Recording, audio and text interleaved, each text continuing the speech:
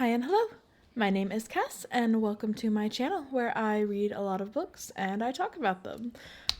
So my birthday month is coming to an end, so we are looking forward to the 8 books I currently plan on reading in June, which, while rather large, or not a large jump, but a jump from the, originally planned 6 books I put on my TBR last month, but,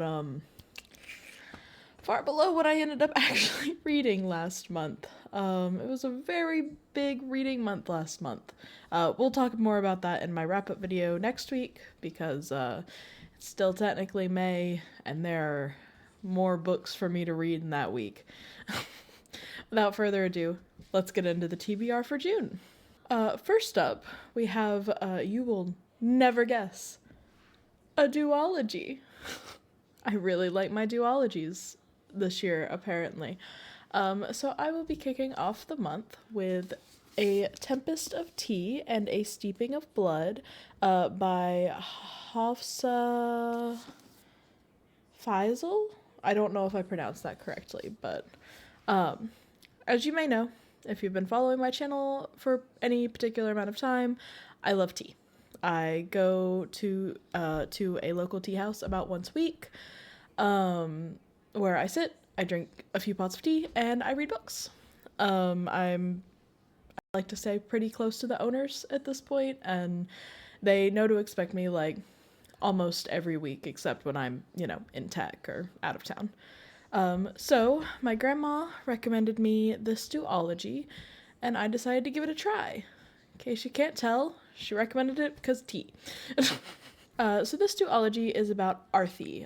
She is a woman who runs a very prestigious tea rooms in a 1920s city that is inspired by London. Her tea room turns into an illegal blood house for vampires at night. I'm not entirely sure if she's a vampire also or not. The descriptions aren't specific, but I wouldn't be surprised if the answer was yes. Her tea room is threatened, so she calls in several outcasts with certain skills to form a team to infiltrate this big vampire society, city kind of thing. And as this heist unfolds, she finds herself in the midst of this big conspiracy. So this is a heist duology, which I think will be interesting. I don't read a lot of heist books. I've seen it compared to Six of Crows, and while I haven't read anything in that series, I've heard a lot of good things about it, so I am intrigued. Hopefully I'll like the first one enough to go out and buy the second. It's not available on any of my library apps or in the library, so I would have to go buy it. So we'll see when we get there. So now we enter our dystopian section of the month, but also the year, I suppose. I'm using this year to get back into the groove of reading consistently, yes. But I am also using it as a way to read a lot of books that I never read in school that were considered classics. I was in AP English classes for most of high school, and so I didn't read a lot of the classics that most people are yeah, I read that in school. So to start off this little section, as it were, I am reading Brave New World by Aldous Huxley. This dystopian world features humans who are genetically bred and, I'm gonna mess up this word, anesthetized? Anesthetized? I don't know. To be passive and to serve the ruling order, which yikes. So yeah, the only one who is fighting against it is the protagonist, as is kind of the theme in these books, obviously. So yeah.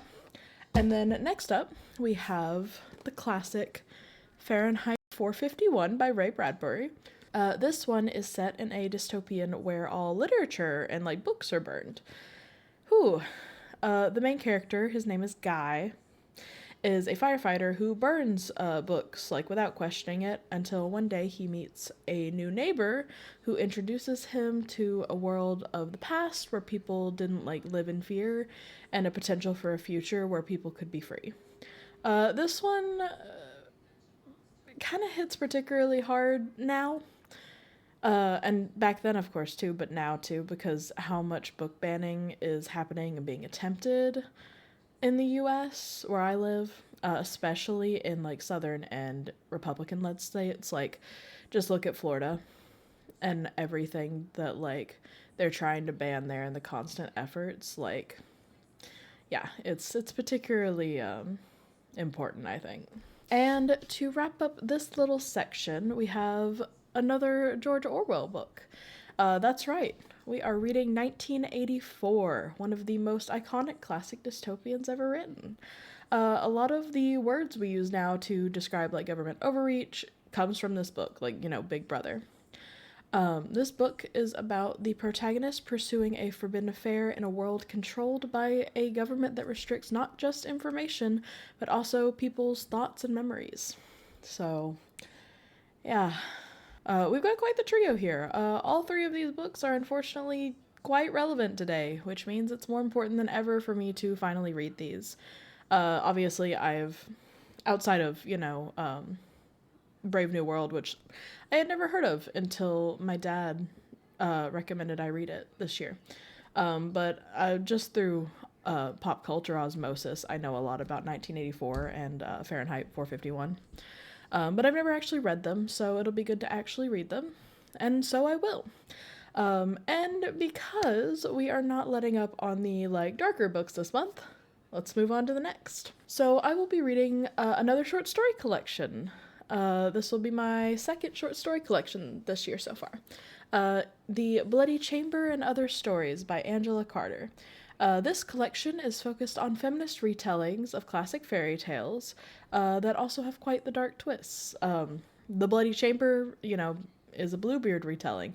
I've never actually read the Bluebeard like fairy tale, so there's a surprising amount of like Bluebeard related content in my life recently. Between this, one of the stories in here, and also I subscribed, or not really subscribed. What was it? Backer.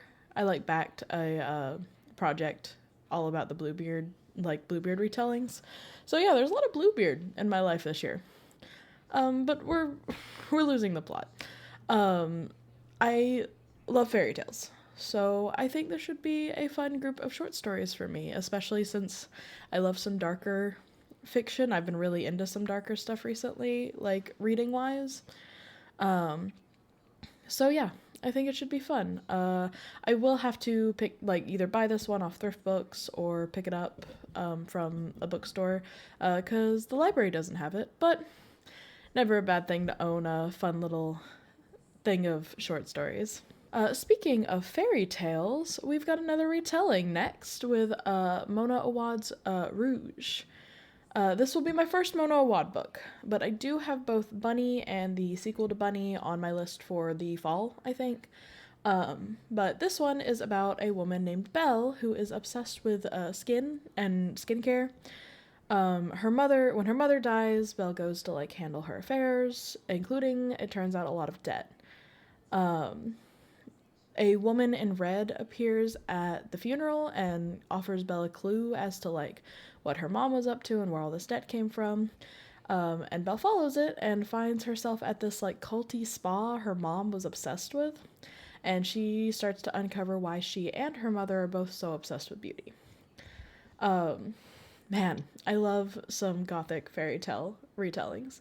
This one is slightly inspired by Snow White, so that should be interesting, but honestly, reading the description, I don't know how much of this is like a retelling and how much of this is just like inspired by. So I guess we'll see. It is also a critique of the beauty industry, which, as a woman, I have been subjected to since I was a preteen, basically. And, if you were born a woman, then you understand, what the kind of pressure that society puts on you. And it's a lot. But I am excited to this. I'm excited to see how it pans out. And finally, to wrap up the month, I am finally going to get my hands on Shattered Gods by Katie Robert. I say to wrap up the month, but I think I have it on pre-order, of course.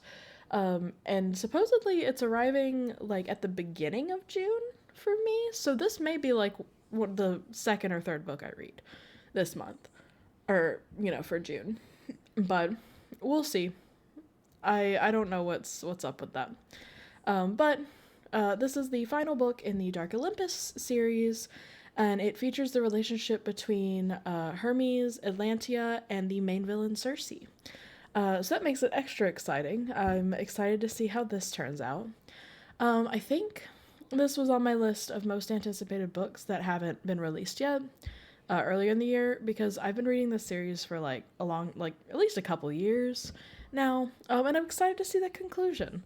I've always really liked the series, and so we're finally getting to the conclusion, and I'm curious how everything is gonna like shake out in the end. Also, Katie Robert doesn't write a lot of sapphic books, especially not triads with all women. Don't be mistaken if you don't know anything about the Dark Olympus series. Hermes is a woman in this retelling. In the Dark Olympus series, like god names or titles, essentially. So yeah, Hermes is a woman, and her, just trying to remember, I don't remember if her real name is, I don't remember what her real name is, but I remember when I read it, I like gasped. Hecate. Her real name's Hecate, which, if you know anything about Greek mythology, is super interesting, especially given that Circe is, a witch. But yeah, so Katie Robert doesn't write a lot of sapphic books, especially not triads with women. So this is a rare treat. I think this is actually the first one I know of hers that is a triad with women. But there's a couple pairings that are sapphic. So yeah, I have high hopes for how this series will end. And with that, that is my TBR for the month of June. It is possible, of course, that I will read more than this, as always, but I have plenty of books to choose from, if it comes to that, thanks to my birthday and me buying books. And for a moment, I would like to point out the super cute little bookends my sister bought me for my birthday. They're all cats. They're all cats that are peeking. It's really cute. So I put several of my different books from my TBR on here.